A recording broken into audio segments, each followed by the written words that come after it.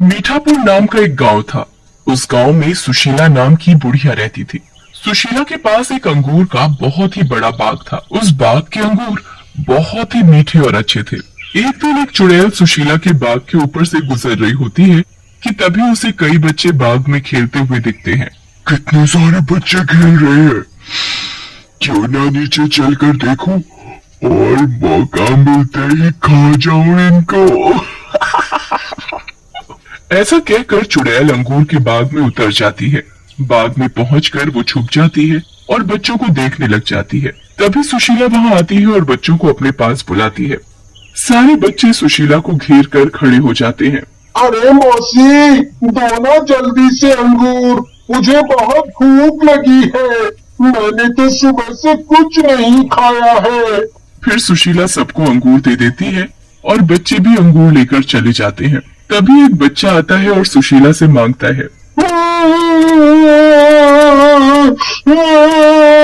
दादी, मुझे भी अंगूर दो ना, मैंने कई दिनों से कुछ नहीं खाया, मेरे माँ बाप नहीं है ना, शायद इसलिए। नहीं नहीं, रोते नहीं है बेटा, मैं नहीं भगाऊंगी तुम्हें, आओ मेरे पास, मैं देती हूँ अंगूर। लेकिन सुशीला अपनी टोकरी में झांकती है, अंगूर खत्म हो चुके होते हैं। ओह, लगता है अंगूर खत्म हो गए, लेकिन तुम चिंता मत करो बेटा, मैं तुम्हारे लिए ताजे अंगूर तोड़ कर लाती हूँ। ऐसा कहकर सुशीला अंगूर तोड़ने के लिए बाग में चली जाती है, लेकिन अंगूर काफी ऊंचाई पर होने के कारण उसके हाथ वहां तक नहीं पहुंच पाते। ये अंगूर भी मुझसे तोड़े नहीं जा रहे, वो बेचारा लड़का भूखा बैठा हुआ है, मैं अब उसे क्या जवाब दूंगी। ये सब चुड़ैल अंगूर की बेलों के पीछे छुपकर देख रही होती है। चुड़ैल के भीतर भी इंसानियत जाग जाती है और वो सोचती है, अरे वाह, क्या औरत है, एक अनजान लड़के के लिए कितनी कोशिश कर रही है कि वो बेचारा भूखा न रह जाए।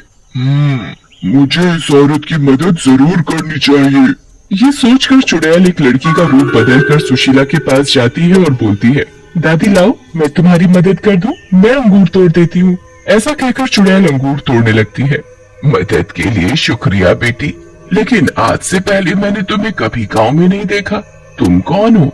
वो मैं, दादी, दरअसल मैं पास के गांव से आई हूँ, तुम भी तोड़कर खा लो, जब तक मैं उस बच्चे को ये अंगूर देकर आती हूँ। ऐसा कहकर सुशीला उस लड़के को अंगूर देने के लिए चली जाती है और इधर चुड़ैल भी अंगूर खाकर वहाँ से चली जाती है। वाह, कितने मीठे और स्वादिष्ट अंगूर हैं। और उससे प्यारी है ये दादी। सुशीला वापस आती है और लड़की को वहाँ ना पाकर हैरान हो जाती है और हंसने लगती है। अरे ये लड़की कहाँ चली गई? चुड़ैल को सुशीला के बाग के अंगूर इतने पसंद आते हैं कि वो लड़की बनकर रोज उन्हें खाने के लिए आने लगती है और अंगूर खाकर वहाँ से चली जाती है। वाह, मजा ही आ गया अंगूर खाने का, कुछ भी कहो, चुरा कर खाने का अपना ही मजा है।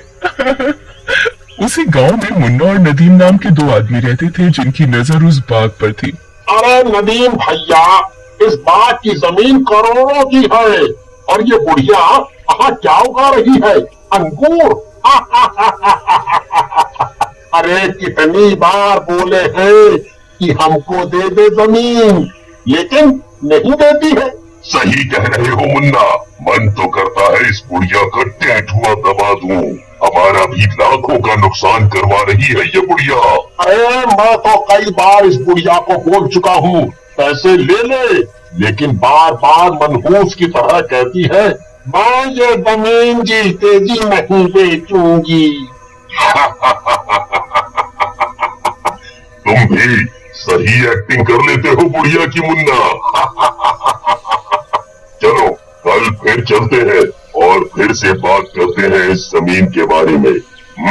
अगले दिन नदीम और मुन्ना सुशीला के पास पहुंचते हैं। चुड़ैल भी उस दिन बाग में ही होती है। नदीम बाहर से ही सुशीला को बुलाता है, बुढ़िया, ओ बुढ़िया, बाहर निकल। नदीम की आवाज सुनकर सुशीला बाहर की ओर आती है और बोलती है, कौन मनहूस है जिसे बात करने की भी तमीज नहीं है? ओह, तुम दोनों कबाड़ी यहाँ फिर से आ गए, बोला था ना कि ये जमीन नहीं बेचनी है मुझे। अरे दादी, बेच दो ना ये जमीन, इतने पैसे मैं दे रहा हूँ तुम्हें, इतने पैसे कोई नहीं। अब वैसे भी क्या रखा है इस जमीन में? वो इस जमीन में क्या रखा है ये तुम जैसे पैसों के लालची नहीं समझेंगे। और रही बात इस जमीन को बेचने की, मैं इस जमीन को जीते जी तो नहीं बेचूंगी। चलो अब दोनों फुटो यहाँ से। बुढ़िया, तूने हम दोनों का बड़ा अपमान किया है, तुझे इसकी सजा जरूर मिलेगी। हम दोनों तुझे छोड़ेंगे नहीं। सुशीला और उन दोनों की बातें चुड़ैल बाग के अंदर से सुन रही होती है और सुशीला को धमकाते देख चुड़ैल को गुस्सा आ जाता है और वो बाहर आ जाती है। ओ दोनों लफंगो, तुम्हें औरत से बात करने की तमीज नहीं? चलो फुटो यहाँ से, नहीं तो तुम्हारी यही ऐसी की तैसी कर दूंगी।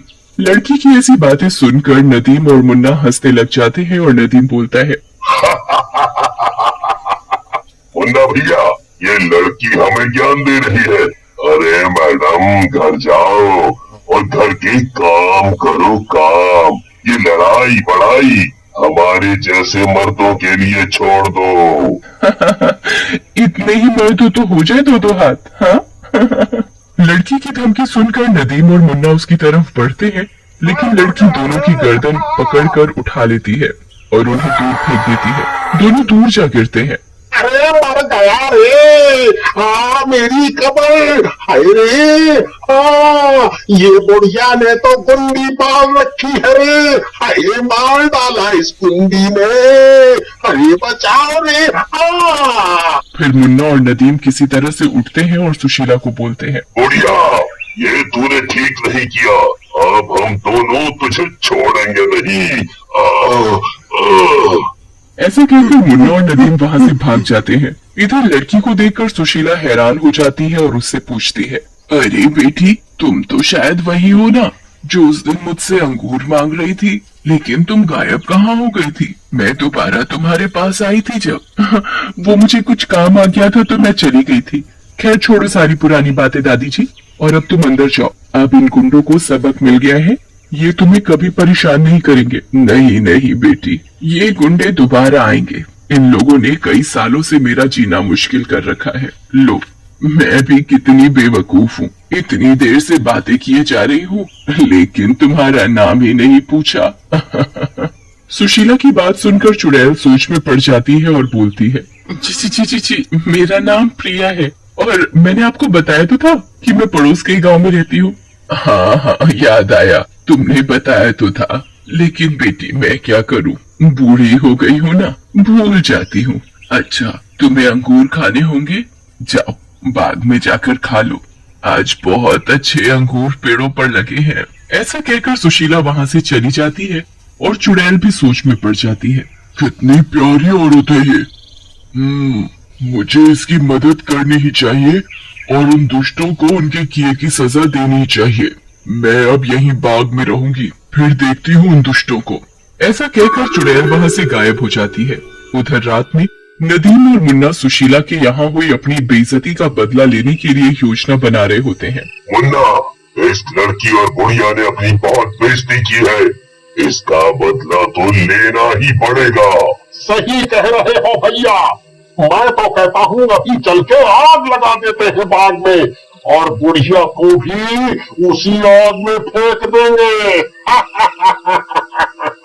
फिर मुन्ना और नदीम हाथ में मशाल लिए सुशीला के बाग में पहुँचते हैं और आग लगाने लगते हैं, लेकिन तभी चुड़ैल वहाँ आ जाती है। मुझे पता था शैतानो तुम लोग आओगे। ऐसा कहकर चुड़ैल उन दोनों के हाथों से मशाल छीनकर उन्हें ही आग लगा देती है। अरे बचाओ हमें, ये तो चुड़ैल है भैया, ये हमें मार डालेगी, बचाओ रे, अरे कोई तो बचाओ।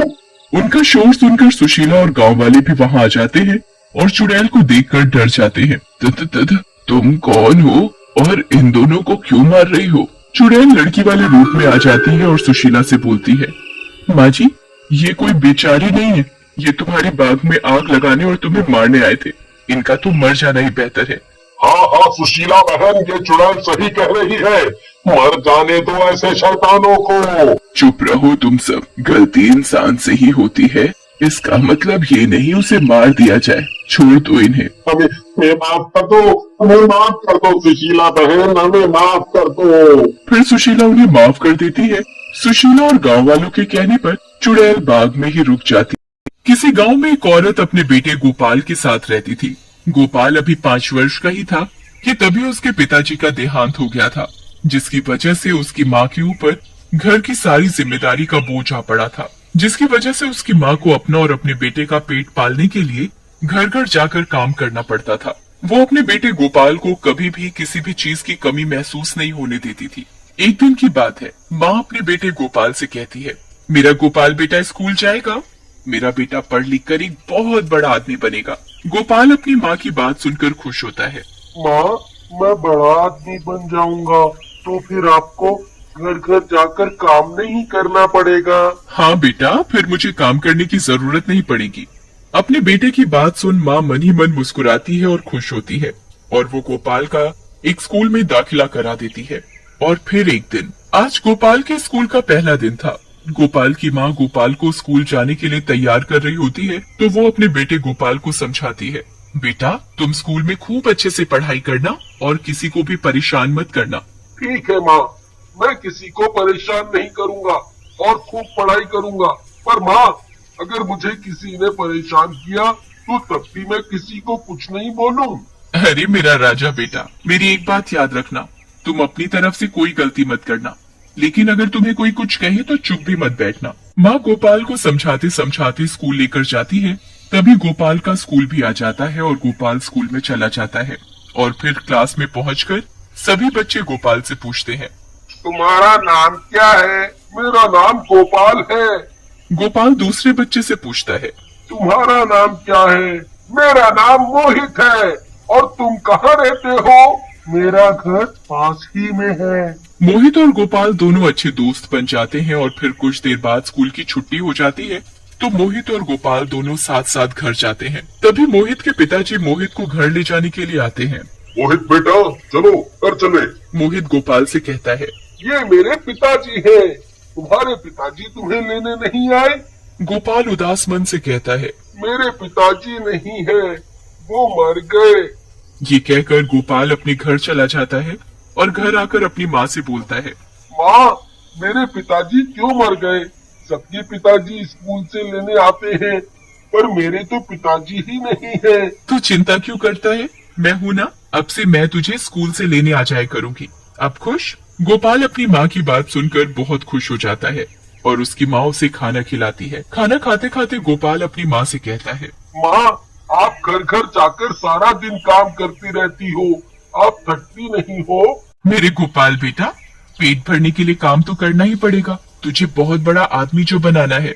गोपाल अपनी माँ से पूछता है, माँ, क्या ऐसा नहीं हो सकता कि मुझे कोई जादुई चीज मिल जाए जिससे मैं आपके लिए सब कुछ ले सकूं जिसकी आपको जरूरत है?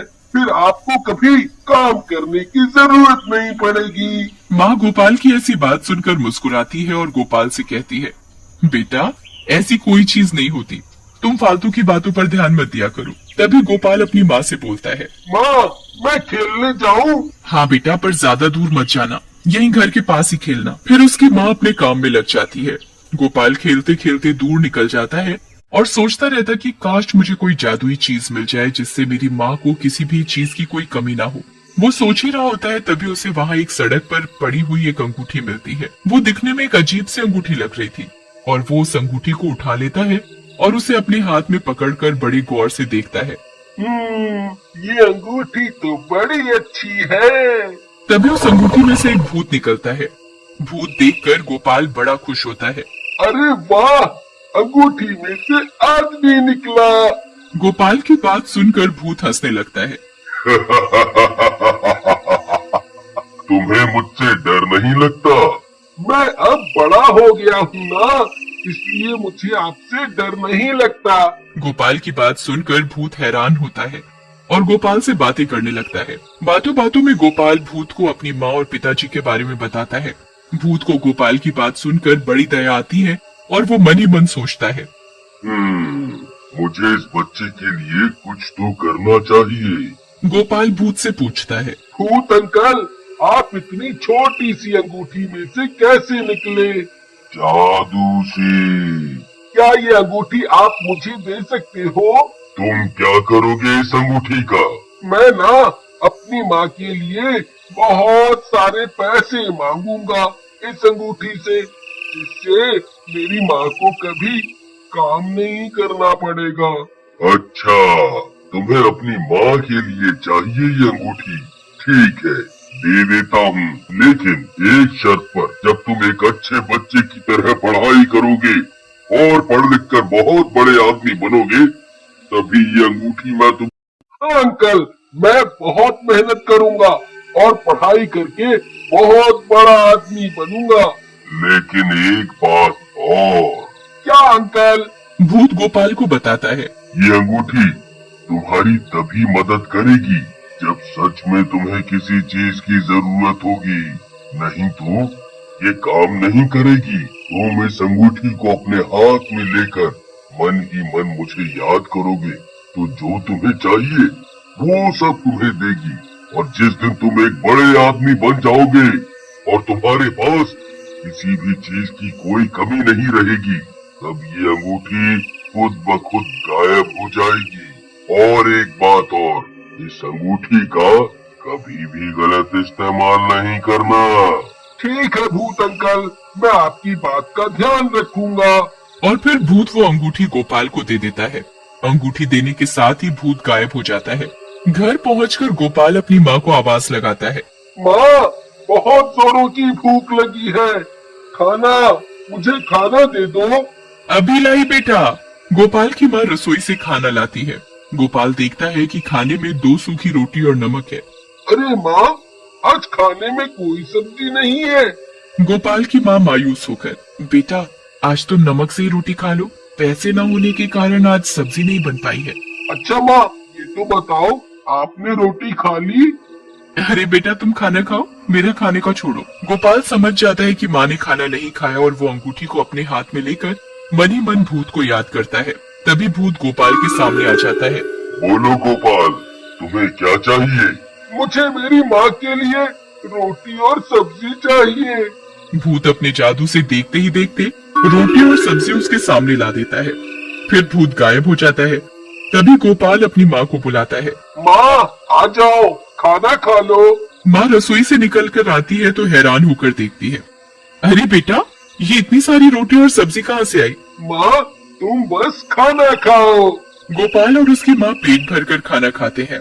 खाना खाकर गोपाल को नींद आने लगती है और वो अपनी माँ से कहता है, माँ, लगता है आज मैंने ज्यादा खा लिया, मुझे नींद आ रही है, मुझे अब सोना है। फिर गोपाल सोने चला जाता है। गोपाल सो रहा होता है तो माँ देखती है कि उसके हाथ में एक अंगूठी रखी हुई है, तो अंगूठी गोपाल के हाथ से लेकर रख देती है और खुद भी सो जाती है। फिर आधी रात को गोपाल और उसकी माँ सो रहे होते हैं तो गोपाल की माँ को कुछ अजीब सी आवाजें सुनाई देती हैं। आवाज सुनकर गोपाल की माँ की नींद खुल जाती है। वो देखती है कि अंगूठी में से कुछ आवाजें आ रही हैं। अरे ये आवाज इस अंगूठी में से कैसे आ रही है? गोपाल की माँ अंगूठी के पास जाती है तो उसमें से आवाज आनी बंद हो जाती है और वो मन ही मन कहती है, लगता है ये मेरा वहम है। ये कहकर माँ वापस फिर सोने चली जाती है और अगली सुबह गोपाल उठकर देखता है तो अंगूठी उसके पास नहीं है, तो वो बेचैन हो जाता है। फिर अपनी माँ को आवाज लगाता लगाता अपनी माँ के पास आता है। माँ, क्या आपने मेरी अंगूठी को देखा है? हाँ, वो मैंने उसे अलमारी में रख दिया है। गोपाल भागकर अलमारी से अंगूठी निकालता है।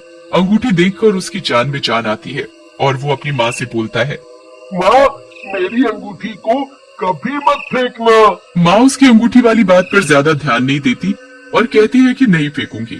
फिर गोपाल की माँ अपने काम में लग जाती है। गोपाल भी अपनी माँ से कहता है, माँ, आज तो स्कूल की छुट्टी है, मैं खेलने जाऊँ? हाँ जाओ, पर ज्यादा दूर मत जाना। गोपाल अंगूठी वहीं घर में रखकर खेलने चला जाता है। गोपाल की माँ भी अपने घर के काम में लग जाती है। वो काम कर ही रही होती है तभी उसे पास रखी अंगूठी में से आवाज सुनाई देती है। माँ अंगूठी के पास जाती है तो उसमें से आवाज आनी बंद हो जाती है। माँ को कुछ अजीब सा लगता है, ये कैसे हो सकता है? उस दिन रात को भी मुझे ऐसा लगा जैसे इस अंगूठी में से आवाजें आ रही हैं। आज फिर ऐसा लगा जैसे अंगूठी में से आवाजें आ रही हैं। कहीं ये मेरा वहम तो नहीं है? तभी गोपाल भी खेल कर आ जाता है।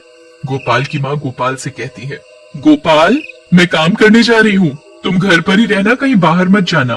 ठीक है माँ। माँ फिर अपने काम पर चली जाती है।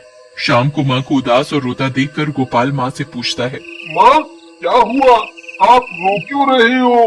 कुछ नहीं बेटा। माँ बताओ ना क्या बात है, आप क्यों रो रही हो? जहाँ मैं काम करती हूँ उन्होंने आज मुझे पैसे देने से मना कर दिया। बोला कल पैसे लेना। अब तू ही बता आज मैं खाना कैसे बनाऊंगी।